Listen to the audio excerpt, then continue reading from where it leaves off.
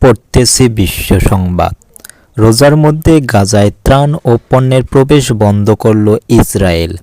এ নিয়ে থাকতেছে বিস্তারিত প্রতিবেদনে। জেলেনস্কিকে যুক্তরাষ্ট্রের উষ্ণ অভ্যর্থনা, আলিঙ্গন করলেন স্টারমার। এ নিয়ে থাকতেছে বিস্তারিত প্রতিবেদনে। ইংরেজিকে যুক্তরাষ্ট্রের দাপ্তরিক ভাষা করে ট্রাম্পের নির্বাহী আদেশ। এ নিয়ে থাকতেছে বিস্তারিত প্রতিবেদনে। ভারতে তুষারপাতে 4 জনের মৃত্যু, নিখোঁজ আরও কয়েকজন। এ নিয়ে থাকতেছে বিস্তারিত প্রতিবেদনে।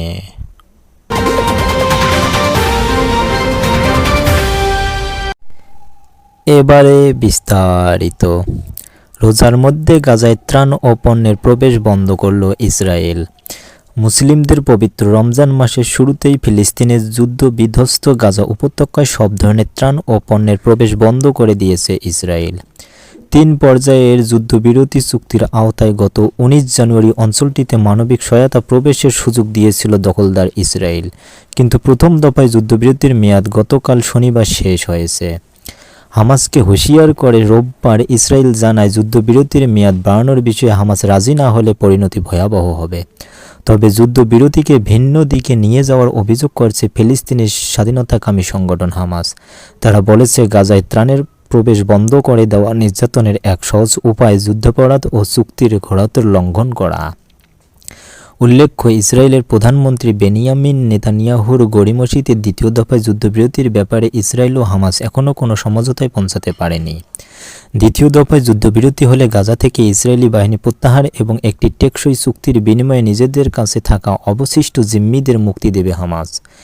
ইসরায়েল বলেছে, রমজান মাস এবং ইহুদিদের 5 ওভার উৎসব উপলক্ষে প্রথম দফায় যুদ্ধবিরতির মেয়াদ বৃদ্ধির প্রস্তাবকে সমর্থন করে তারা।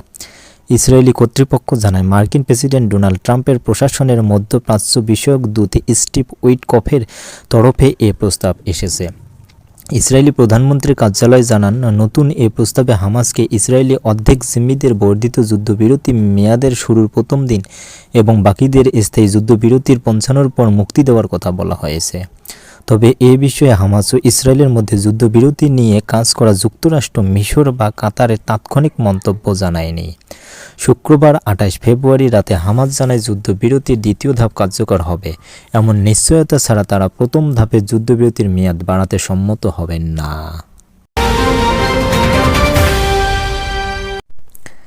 জেলেনস্কিকে যুক্তরাষ্ট্রের উষ্ণ অভ্যর্থনা, আলিঙ্গন করলেন স্টারমার। হোয়াইট হাউসে মার্কিন প্রেসিডেন্ট ডোনাল্ড ট্রাম্পের সঙ্গে তিক্ত বৈঠকের পর লন্ডনে ব্রিটিশ প্রধানমন্ত্রী কেয়ার স্টারমারের কাছ থেকে উষ্ণ অভ্যর্থনা পেয়েছেন ইউক্রেনের নেতা ভ্লাদিমির জেলেনস্কি। স্টারমার আশ্বস্ত করেছেন, যতক্ষণ সময় লাগে যুক্তরাষ্ট্রের অবিচল সমর্থন কিয়েভের প্রতি থাকবে। পূর্ণ সমর্থনের সঙ্গে ইউক্রেনের ভবিষ্যতের সার্বভৌমত্ব ও সুরক্ষা সুরক্ষিত করার এমন ন্যায়সঙ্গত ও স্থায়ী শান্তিতে পৌঁছানোর গুরুত্বের উপর জোর দেন ব্রিটিশ নেতা। জেলেনস্কিও স্টারমারের সাথে অর্থবহ ও উষ্ণ বৈঠকের প্রশংসা করেন এবং প্রতিশ্রুতি দেন, তহবিলগুলো ইউক্রেনে অর্থ উৎপাদনের দিকে পরিচালিত হবে। ট্রাম্পের সঙ্গে শুক্রবারের বৈঠকের পর শনিবার 1 মার্চ কিয়েভের সামরিক সক্ষমতা জোরদারে নতুন $2.84 বিলিয়ন ঋণ ঘোষণা করেন যুক্তরাজ্য। 2022 সাল থেকে ওয়াশিংটন ও ব্রাসেলস রাশিয়ার কেন্দ্রীয় ব্যাংকের রিজার্ভের পাশাপাশি শত শত কোটি ডলারের ব্যক্তিগত সম্পদ জব্দ করেছে।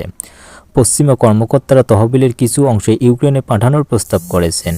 আইনি উদ্বেগের কারণে এ জাতীয় প্রচেষ্টা ধীর হয়ে গেছে, তবে সম্পদ থেকে পাওয়া লাভের অর্থ এরই মধ্যে ইউক্রেনে ব্যবহার করা হচ্ছে। মস্কো বারবার সম্পদ জব্দকে চুরি বলে নিন্দা করেছে। ক্রেমলিন বলেছেন, কিয়েভের প্রতি পশ্চিমা দেশগুলোর সমর্থন তাদেরকে এই সংঘাতে সরাসরি অংশগ্রহণকারী করে তোলে। যুক্তরাজ্য 2022 সালে জানুয়ারি থেকে কিয়েভকে $15.5 বিলিয়ন বেশি অর্থ সরবরাহ করেছে। জার্মানির কিয়েল ইনস্টিটিউটের তথ্য অনুযায়ী বার্লিন $18 বিলিয়ন অস্ত্র ও অন্যান্য সহায়তা পাঠিয়েছে এবং যুক্তরাষ্ট্র দিয়েছে প্রায় $120 বিলিয়ন।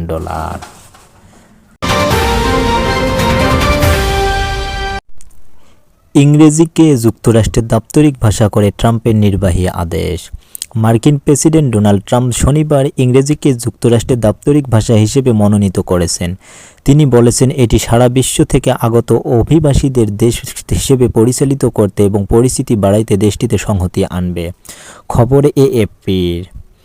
আদেশে বলা হয় একটি ঐক্যবদ্ধ ও সংহত সমাজের মূলে রয়েছে জাতীয়ভাবে মনোনীত একটি ভাষা।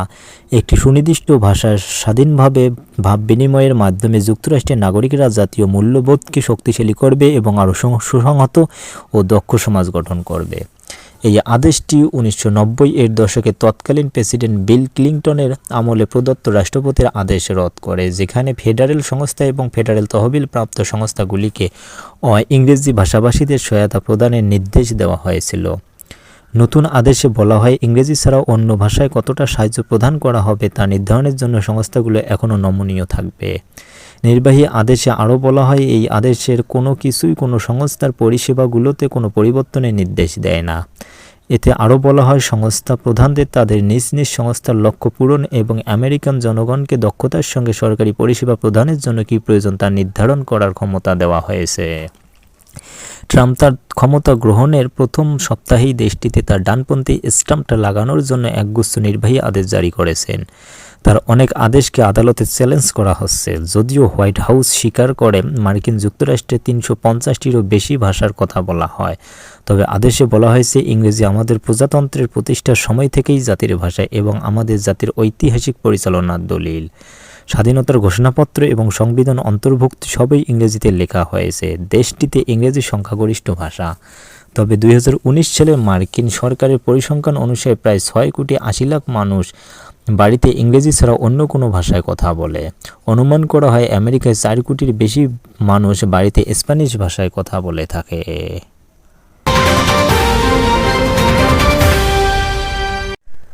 ভারতে তুষারপাতে 4 জনের মৃত্যু, নিখোঁজ আরও কয়েকজন। ভারতের হিমালয় অঞ্চল উত্তরাখণ্ডের প্রবল তুষারপাতে অন্তত 4 জনের মৃত্যু হয়েছে, নিখোঁজ রয়েছেন আরও কয়েকজন। শুক্রবার 29 ফেব্রুয়ারি তিব্বত সীমান্তবর্তী মানা গ্রামে সড়ক নির্মাণ শ্রমিকরা তুষারপাতে আটকা পড়েন। ভারতীয় সেনাবাহিনীর বরাত দিয়ে বিবিসি জানিয়েছে ঘটনাস্থল থেকে 50 জনকে উদ্ধার করা হয়েছে, তবে তাদের মধ্যে 4 জনের মৃত্যু হয়েছে এবং এখনও কমপক্ষে 5 জন নিখোঁজ রয়েছে। হেলিকপ্টারের মাধ্যমে নিখোঁজদের উদ্ধারের চেষ্টা চালানো হচ্ছে। আহতদের মধ্যে 19 জনকে স্থানীয় একটি আর্মি হাসপাতালে ভর্তি করা হয়েছে। তাদের অনেকের মাথা, পিঠ, হাত ও পায়ে গুরুতর আঘাত লেগেছে। উদ্ধারকর্মীরা জানিয়েছে প্রবল তুষারপাত ও হিমাঙ্কের নিচে তাপমাত্রার কারণে উদ্ধার কাজে নানা প্রতিকূলতার সম্মুখীন হতে হচ্ছে।